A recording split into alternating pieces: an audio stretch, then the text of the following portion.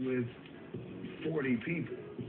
Shoe funk, and you occasionally have the guys that don't bathe, or their hygiene isn't the best. Somebody's listening to slow music up there, somebody's listening to classical music in the middle, and I'm in the back, you know what I mean, trying to concentrate. It's not the thing that I like to do at all. 5 other dudes got walking pneumonia, the whole tour got sick at one point or another.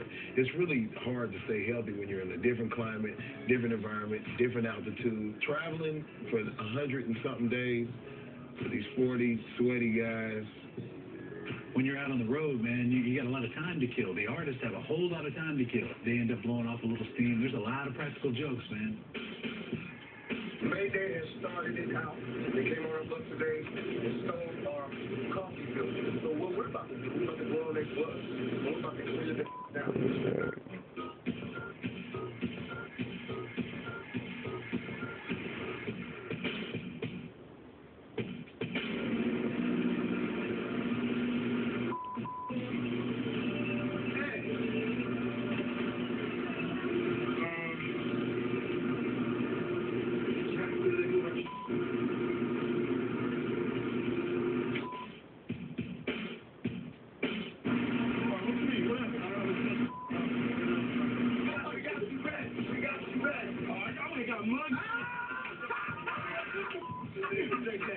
Team Stone.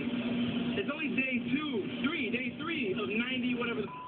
So somewhere in between 3 and 90 something, I'm a for real.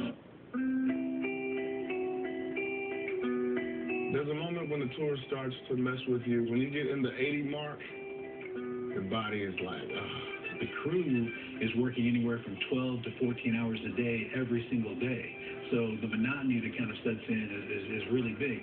The artist has to maintain their voice after doing show after show, night after night. There was one point of the tour where I want to say we did 34 shows in a row without a single day off.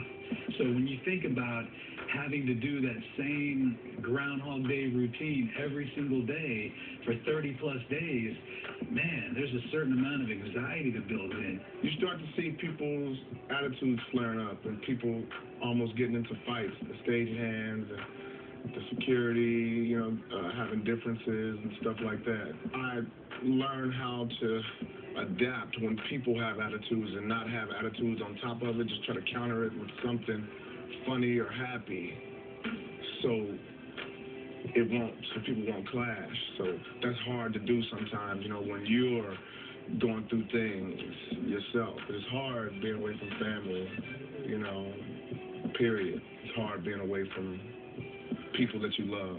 We never had people drop off a tour. And the thing I learned about having a long tour is that people will drop off. Everybody can't do it, man. Mayday, because they're a band and they have bongos, which is very important to this story. My sound broke. I told him to make the absinthe and he drank it and he freaked out and he got naked. And then he starts checking Mayday. And I said, the bongos, man, they're not loud enough. And so he gets drunk. He strips his shirt off, pulls his pants down, pulls his underwear down, he's butt naked, and he goes, bongos loud enough now?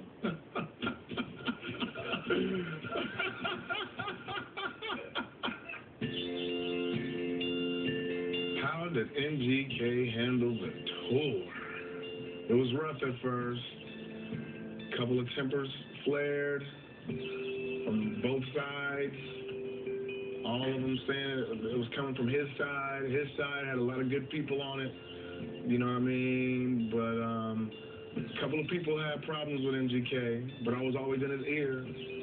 All you gotta do is be nice. Be nice, brother. Be nice, be nice. Don't feed into the bull.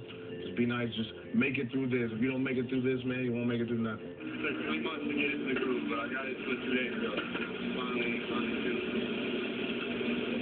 I was good before, but finally on a good street. I stayed in his ear, and he thanked me for it afterwards.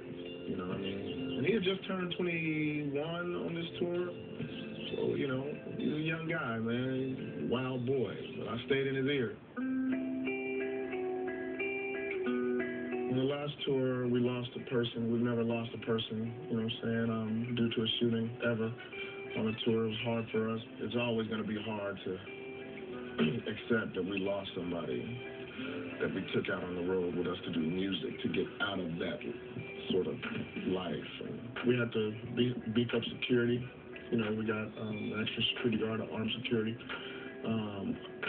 And it's different now, you know what I mean? I can't just wander off the bus anymore and talk on the phone, you know? I can't have people hanging around the bus and me just go out and sign autographs, you know? We have to check everybody, or everything is really tense. I'm more alone now, so, you know, it's harder now, but it's necessary.